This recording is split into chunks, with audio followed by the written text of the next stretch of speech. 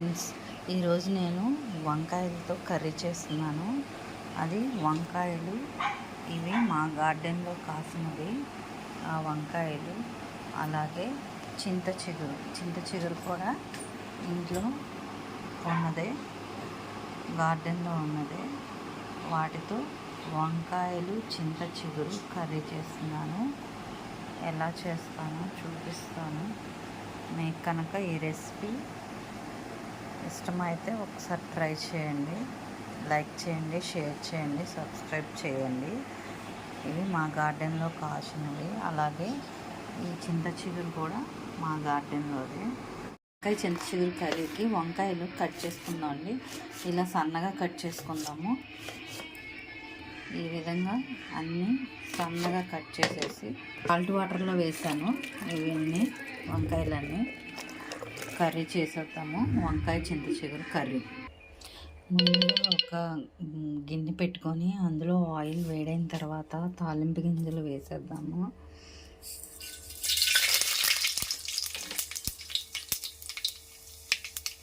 అవి వేడెక్కిన తర్వాత, అవి కాగిన తర్వాత కరివేపాకు,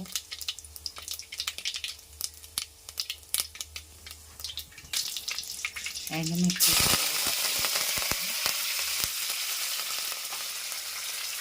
అవి వేసిన తర్వాత ఆనియన్స్, పచ్చిమిర్చి వేసేద్దాము. పచ్చిమిర్చి కూడా చిన్నగా బాగా కారంగా ఉంటాయి.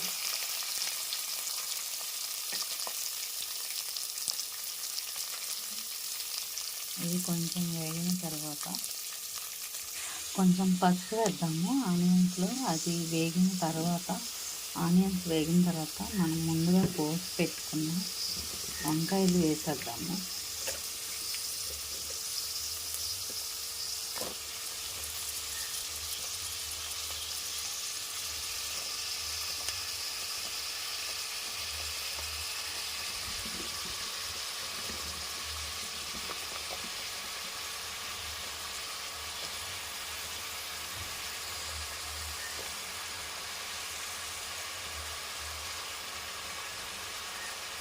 వంకాయలు వేసిన వెంటనే సాల్ట్ వేద్దామండి, లేకపోతే ఇవి వంకాయలు పాడైపోతాయి. దీనికి సరిపడా సాల్ట్ వేసేద్దాము. సాల్ట్ వేసేసి తిప్పేసి మూత పెట్టేసి మగ్గ పెడదాము. ఒక 10 minutes.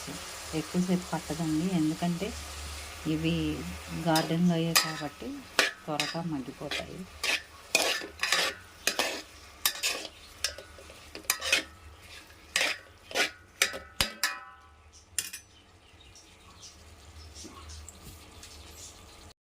వంకాయలు బాగా మగ్గిపోయినాయి, చూసారు కదండి. ఎలా అయినా మనం పండించుకున్న వంకాయలు కాబట్టి ఇలా పేస్ట్ లాగా అయిపోయినాయి. ఈ టేస్టే వేరు, ఈ తృప్తి కూడా వేరుగా ఉంటుంది, ఆ ఆనందం కూడా వేరుగా ఉంటుంది. ఈ కర్రీ చాలా టేస్ట్గా ఉంటుంది.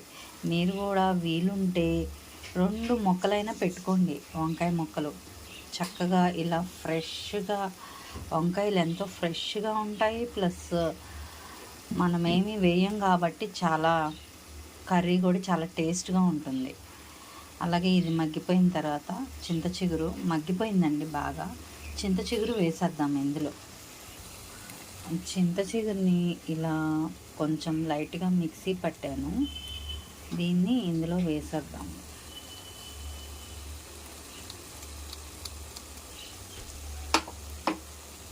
తగినంత కారం కూడా వేద్దాము.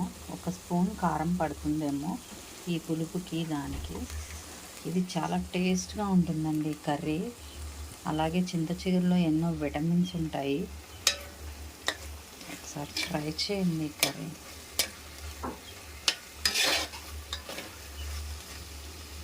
కొంచెం మగ్గితే తీసేద్దాం. ఇలా ఒక 5 minutes మగ్గ పెట్టేసేసి దీనిలో తగినంత కారం వేయలేదండి, తగినంత కారం కూడా వేద్దాము. ఇంకంతే, ఈ ఇంగ్రీడియంట్స్ సరిపోతాయి. ఎంతో టేస్టీగా ఉండే వంకాయ చింత చిగురు కర్రీ రెడీ అయిపోయింది.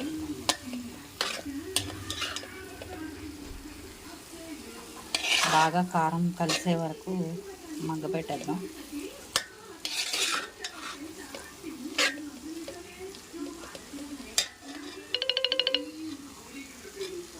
వంకాయ చింత చిగురు కర్రీ రెడీ అయిందండి. ఈ రెసిపీ కనుక మీకు నచ్చినట్లయితే ఒకసారి ఇలా ట్రై చేయండి. Okay, thank you. Like, share, subscribe.